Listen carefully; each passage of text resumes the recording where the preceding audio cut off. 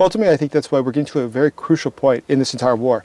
The Kremlin at this point is becoming actually unstable due to what is occurring. And it's been destabilized, is a better way to phrase that. Because if we look at what is happening in the Kremlin, what Putin is doing, look at what he's been doing recently. Increasingly spending time in Valdai. He doesn't want to be seen in the public. Increasingly, he is hidden from the public. He's also behaving differently than he used to behave at public forums. We see that there's something happening within the Kremlin. There's a lot of pressure there. We can't be sure exactly what it is, but we can look back in history to know that the chance that something would happen that's dramatic, that would end this war, like a coup, is quite reasonable to believe.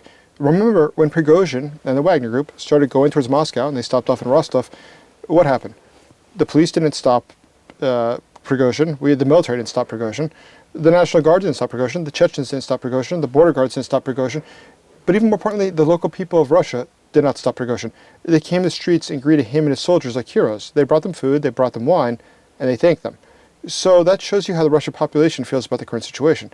That's very important. If you're somebody who's looking at Putin, who's 73 years old now, as of October 7th, he is somebody who is in a situation that is a very bad one for a dictator. People know he's weak. People know he's the weakest he's been in years. And they also know that he will eventually die.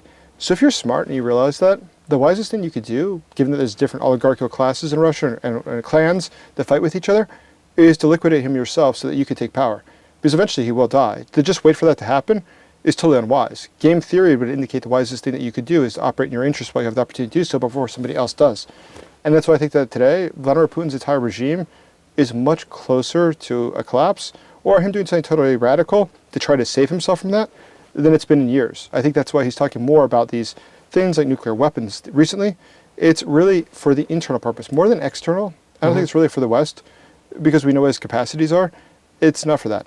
It's really different. It's about the fact that within Russia, he's worried about losing control. What Putin will do on the front line in Ukraine, and not only in Ukraine, but in Europe, because we know these provocations from Russia in Europe. The reality is that I don't think much will really change in real terms. Putin is already doing everything that's illegal necessary. I mean, from the very beginning, invading a foreign country is illegal in international law. We don't have the declaration of war and these things. It is illegal to go start a war against another country. So we've already gone past that. At this point, his troops also engage in, obviously, the torture of prisoners and not taking prisoners of war or torturing them, the use of chemicals and the use of gas, all these different things that are already against the law. So at this point, what else will he do against the law? I don't think he really has any limits. Now, the argument, I think, against why he would probably not use a nuclear weapon is pretty clear. There's two different things that he would lose with that really quickly. One is the fact that it seems that he's gotten a lot of pressure from India and China to not do so. If he were to lose their support totally, that will be the end of his regime. And that will collapse the Russian Federation. That is an extremely bad idea.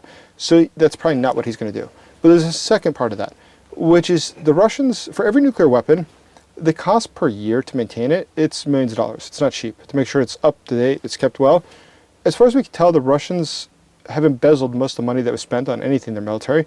So whether or not they were actually checking their weapons for the past 35 years, I would seriously question that. Are they really meeting the standards that they should? I'd be surprised if they are. So let's imagine he used a nuclear weapon.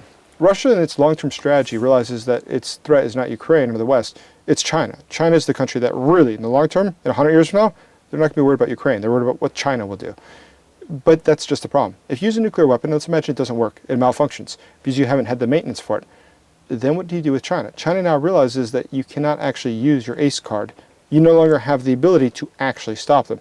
You've just showed them, in front of the whole world, that they're impotent. And at this point, that's when China would have the ability to take advantage of you like never before. Could you provide us any time frames when Putin will be ready to stop and make some deal with Kiev, with Washington? From the beginning of this in 2022, I've always believed that there would never be an agreement with Putin.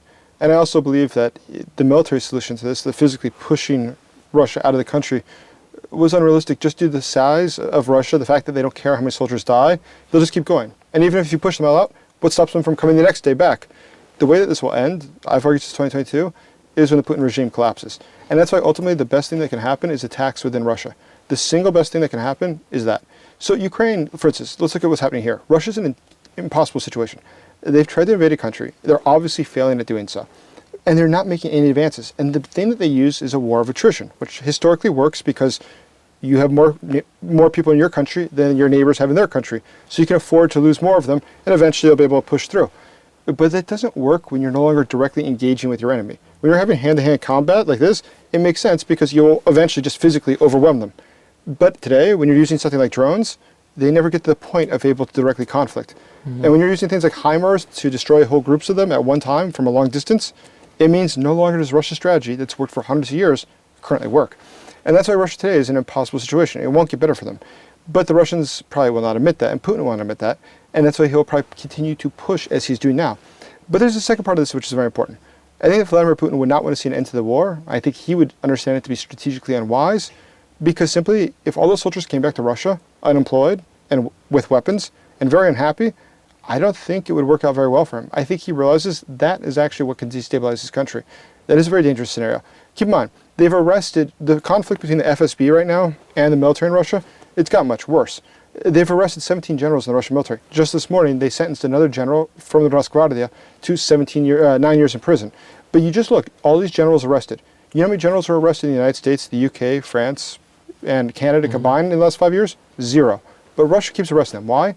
Because the FSB is worried about revolts from the military. There are serious controls problems that they have right now with the internal stability of Russia. You believe in this scenario, yeah? I think that the best case scenario is that we see the collapse of the Putin regime, which is why the attacks on oil refineries and as well as on the factories in Russia is so very important. If we destroy the economic means of Russia to continue, it's the most realistic way to win and the most efficient way. That's why Ukraine, I think, is strategically much wiser. If Russia has to, its objective is what? It's to take Ukraine. Okay, that means it physically has to take territory. But we see that's not working very well. Ukraine doesn't have to do that. Ukraine can allow Russia to take a little piece of territory because it knows it can get it back. Its objective is to preserve the lives of its soldiers so they can delay this because the Russians, eventually, their economy will collapse.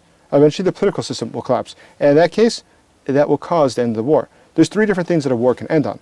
It's either due to military defeat, or it's due to political collapse, or it's due to economic collapse. And in this case, I think that it's strategically wisest to aim for economic and political collapse, which is what I've said since 2022. That's realistic within Russia. The country is not a stable society. If we force a break of Russia, that is the cleanest way, and it also guarantees future security for Ukraine.